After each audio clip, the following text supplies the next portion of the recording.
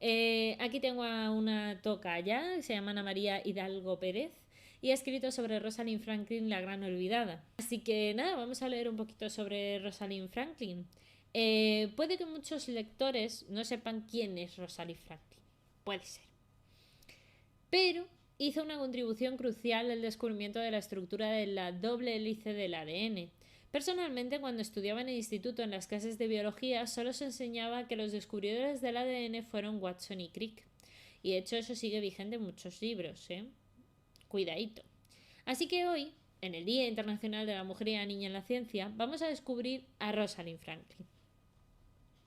Familia e infancia. A ver, Rosalind Franklin nació en Londres, el 25 de julio de 1920. Era la cuarta de 5 hijos del matrimonio conformado por Ellis Franklin y Muriel Whaley. El matrimonio gozaba de una posición económica holgada y de este modo logró dar a todos sus hijos una educación de alta calidad, lo cual era muy raro, claro. Sí, vi en tus historias sobre esta fecha tan importante. Gracias por la labor que haces, Samu. Oh, muchas gracias a ti, Barcelogía, por pasarte por aquí. Nada, ya ves tú, si yo lo único que estoy haciendo es comunicarlo. No estoy haciendo tampoco mucho más, ¿eh? Yo estoy simplemente compartiendo historias. Pero admito que creo que es algo muy necesario. Por lo que decía justo antes de que entraras, que no sé si has llegado a oírlo, pero creo que al final, con el tiempo, si las mujeres empiezan a ver que hay más referentes, y ya había mujeres antes que sin referentes estudiaban ciencia, yo estoy convencida que las que vienen ahora, o sea, todas esas generaciones que están, digamos, por detrás de mí, que son más jóvenes, seguramente van a poder estudiar ciencia con esos referentes, porque ya hay mucha más divulgación, hay mucha más comunicación de muchas científicas y ya yo creo que eso sí que va a ayudar hasta cierto punto, al menos en ese aspecto. Luego habrá otras barreras que tendremos que ir rompiendo de otra manera, pero bueno, poco a poco todo se llegará, no pasa nada. Poquito a poquito. Entonces, en cuanto a estudios, ¿qué hizo Rosalind Franklin? Pues a ver, a pesar de la oposición inicial de su padre para que ella siguiera estudios superiores, ingresa a Cambridge a los 18 años para estudiar química en el Newham College.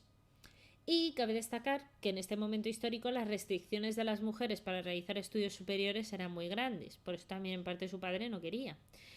Y aparte por conceptos sociales y demás, pero bueno.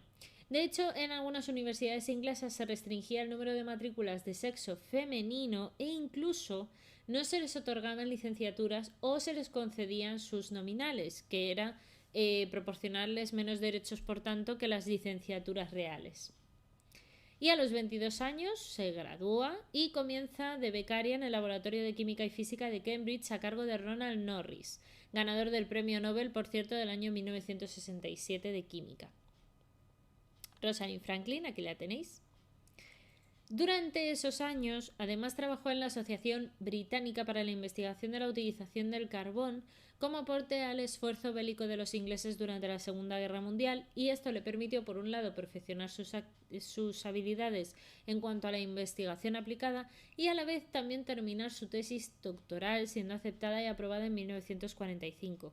En búsqueda de un mejor trabajo en Francia, viendo el panorama laboral que se le presentaba, Rosalind Franklin, que tenía entonces 26 años, decidió salir de su Inglaterra natal y explorar el mundo. En 1938, antes de la guerra, Rosalind había viajado a Francia y había quedado prendada del país por su lenguaje y por el estilo de vida francés. Después de la guerra, en 1946, hizo una excursión a los Alpes franceses y se reafirmó en su amor al país, a su gente y a sus comidas. En su último año en Cambridge conoció a Adrienne Weil, una refugiada francesa que había sido alumna de Marie Curie. Adrienne Weil tuvo una gran influencia en la carrera y en la vida de Rosalind Franklin y con ella aprendió a hablar de hecho francés. Estos gratos recuerdos la animaron a ir a Francia en búsqueda de un trabajo más interesante. Una de sus amigas le consiguió de hecho una entrevista con el gestor del Laboratorio de Servicios Químicos del Estado en París, y este gestor se llamaba Marcel Mathieu. Y la sintonía de Rosalind con el científico fue prácticamente instantánea, por lo que siendo ya el año 1947 y ya habían pasado los peores estragos de la guerra, Rosalind fue contratada de inmediato por Matthew para un puesto de trabajo como fisicoquímica. Al lado de este señor, Rosalind aprendió y desarrolló técnicas muy innovadoras para la investigación de los cristales. La principal de ellas era la difracción de rayos X, llamada también cristalografía de rayos X, una técnica compleja y desconocida por la que se intentaba aplicar el método de la cristalografía a materias no cristalinas, ¿vale?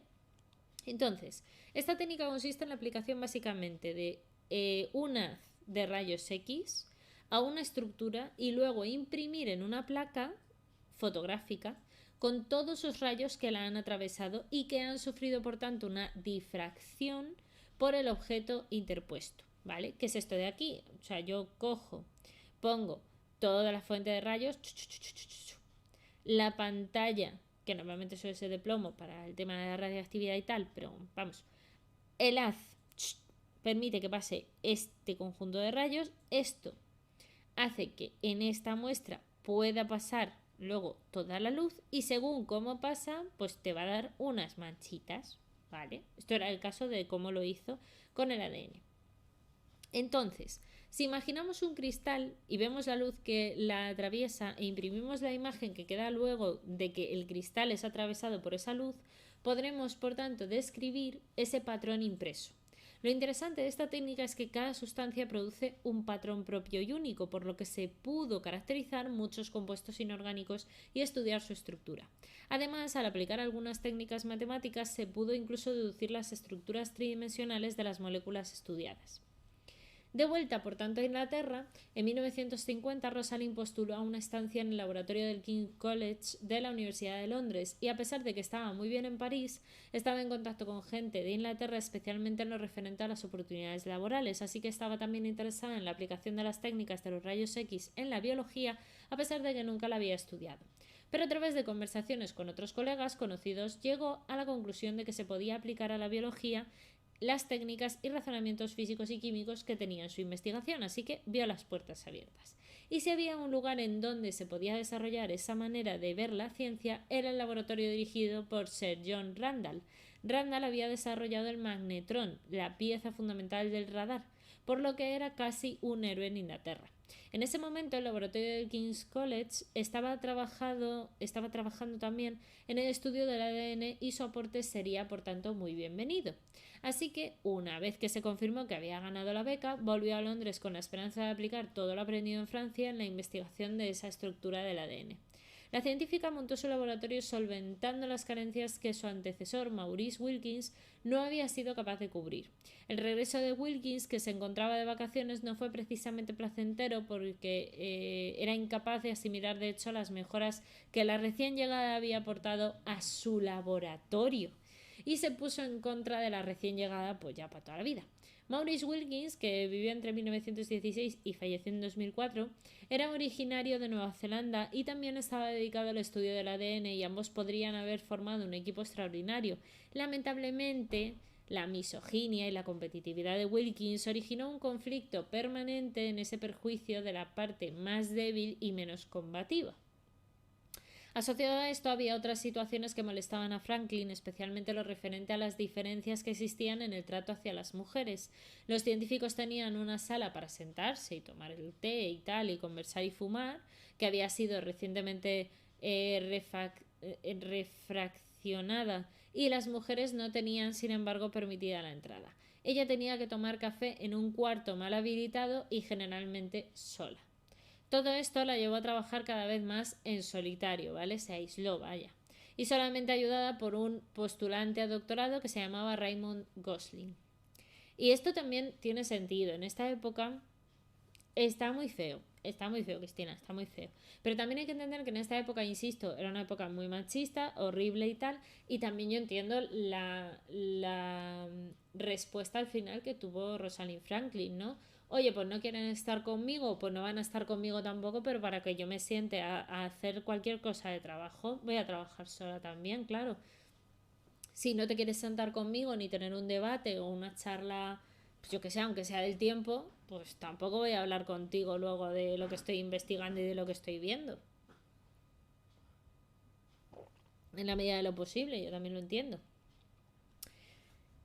Entonces, mientras ella estaba en estas cosillas, resulta que estaba también, a su vez, la carrera por descubrir la estructura del ADN. Watson era el único biólogo entre la gente que estaba estudiando la estructura del ácido desoxirribonucleico, y visualizaba claramente su importancia en la genética, ¿vale?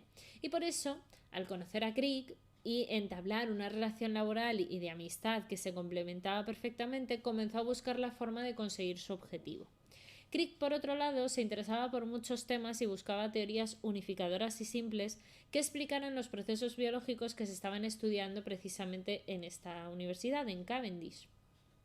Y aquí los tenéis. James Watson es este de aquí y Francis Crick es este señor de aquí. Modelaron en ese momento la estructura de la doble hélice del ADN. Aquí está, cuando ya estaban haciendo una maqueta, ¿no? Te dejo de Fondiwe y voy a cenacionar. Ah, estupendo, que te aproveche, Chanchi.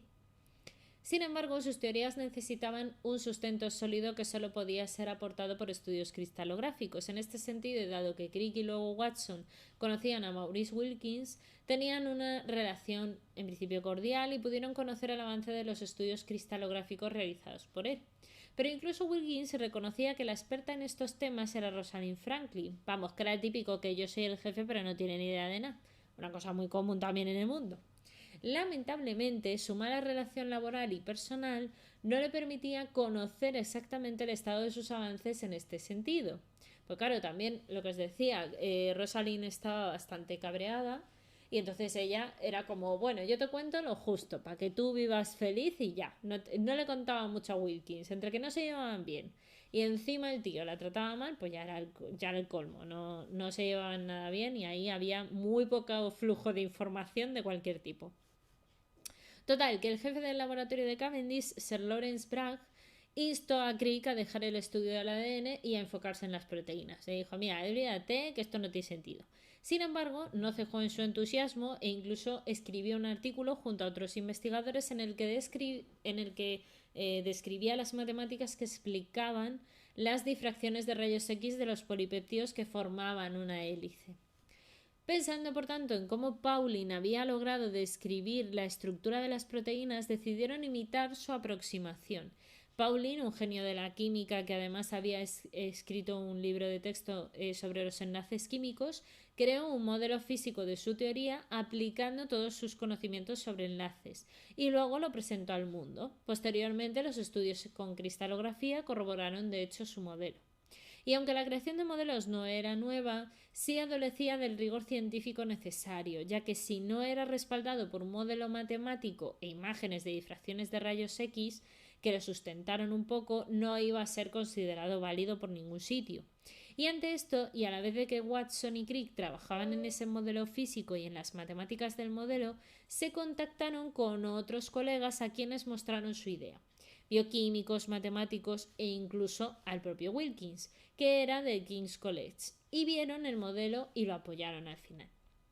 Entonces, además, Wilkins también les mostró un informe de los estudios que se estaban realizando en su laboratorio y que había sido realizado a petición de Randall, el jefe por encima de él, con el fin de actualizar las actividades de sus investigadores. En él aparecía una cristalografía del ADN realizada por Rosalind, la famosa foto 51. La foto se realizó en una muestra de ADN que contenía más agua que otras preparaciones en las que había trabajado anteriormente y en la que aparecía esa doble hélice tal como ellos la habían construido en su modelo.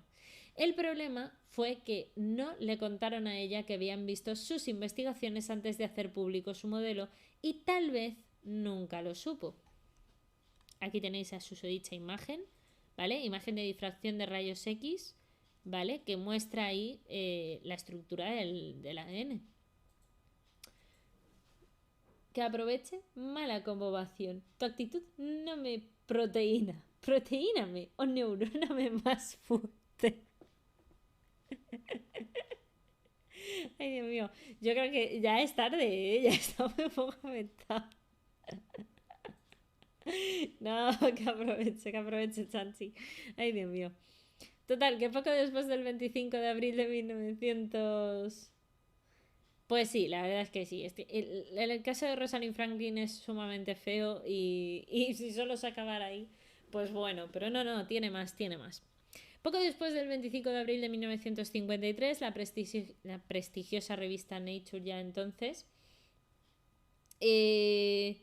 publicó 3 artículos de los grandes hallazgos de la biología bajo el único título de Estructura molecular de los ácidos nucleicos.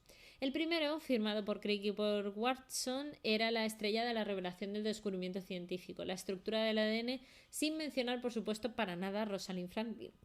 El segundo era un artículo de Wilkins y el tercero ya era el de Rosalind.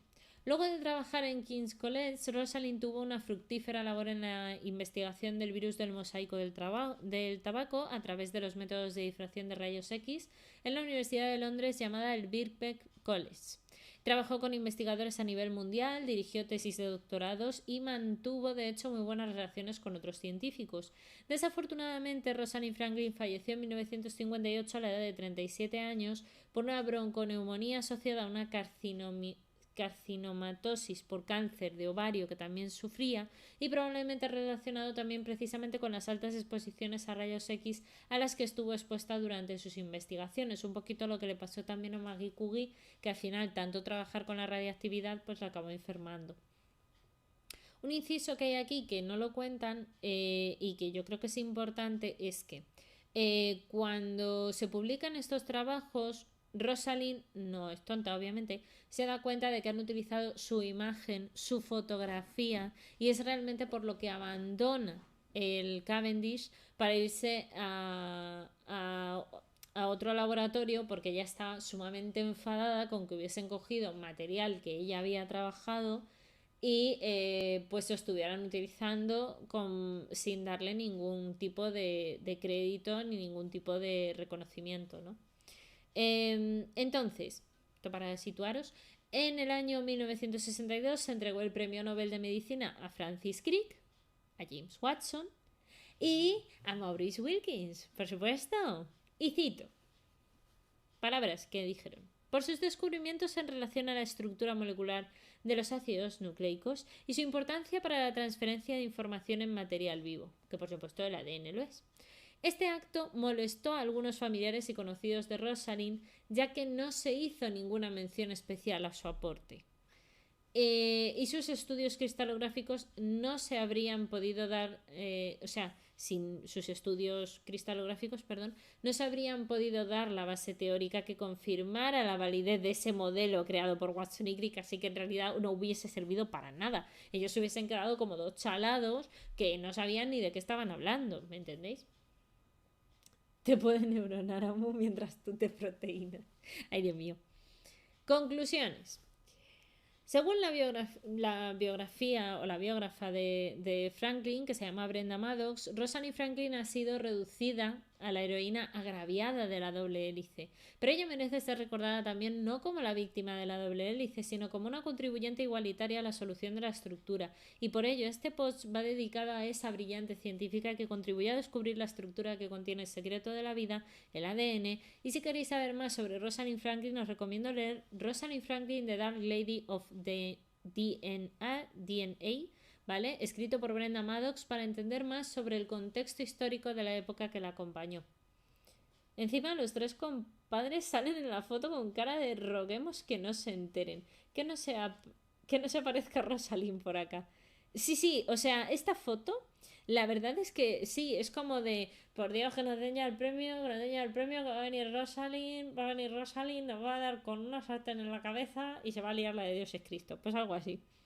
Pero yo creo que esto también al final diría más, esto yo creo que refleja muy bien el que ellos en el fondo, ¿no? Estas caras lo que reflejan es que ellos en el fondo saben que ahí faltaba una persona que era importante y que había hecho realmente la contribución más importante, por lo que hemos dicho antes, porque sin un modelo de difracción de rayos X que apoyara tu modelo que tú habías hecho en tu maqueta, era como no presentar nada. Tú podías presentar tu modelo y la gente diría, muy bien, qué bonito, ¿sabes? Juntar cachos de plastilina con palillos. ¡Hala! Venga, vete a Art Attack y yo qué sé, y hazte algo, ¿sabes? Pero no le harían ni caso. No era algo como que tuviera otras pruebas que lo refutaran. En cambio, con esa imagen de la difracción de los rayos X, ya sí, ya es como, espera, que es que cuadra la foto y tal, y bueno, pues entonces todo cuadra, ¿no? Tiene su aquel, todo tiene su evidencia. Ok. Claro, pero en este caso no. Otra cosa que también es importante, yo lo digo porque tengo bastantes hilos publicados de toda la vida de Rosalind Franklin y de todo lo que fue esto. Y también tengo algún vídeo en YouTube que precisamente hablo del descubrimiento del ADN y también comento un poco las cosillas que pasaron también con Rosalind. Y sí que es verdad que yo creo que es una pena solo recordarla como la víctima de, no es la víctima solo de, es simple y llanamente una mujer que contribuyó a un descubrimiento muy importante y que no se le dio el reconocimiento merecido.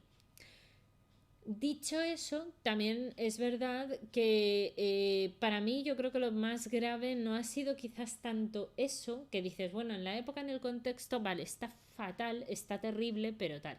El problema es que luego también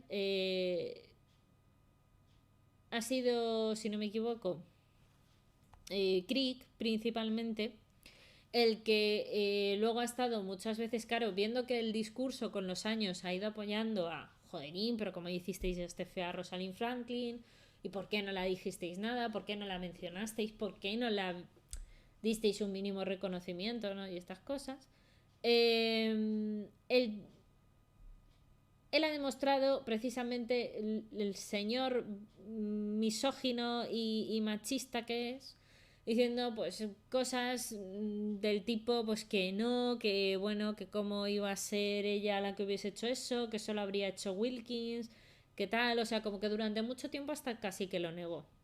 Luego ya, pues viendo que todas las evidencias le dejaban con el culo al aire, luego no es que tal, o sea, ha ido cambiando como mucho la versión, pero siempre ha quedado mal. O sea, no es un científico literalmente que no le cae bien a nadie. O sea, es que es muy heavy, ¿eh? Que tú digas que no le cae bien a nadie. O sea, tiene uno de los descubrimientos más importantes y tal, y yo creo que al final ni Wilkins ni Crick le caían bien a nadie, por lo que he leído en muchos casos. O sea, o sea, vaya panorama. Watson por lo visto sí, porque era un poco más sociable y un poco más tal. Pero sí, sí, es cuando menos muy interesante. La vida de Rosalind en general es súper interesante, ¿eh? Team Rosalind, total. Yo por lo menos soy Team Rosalind total.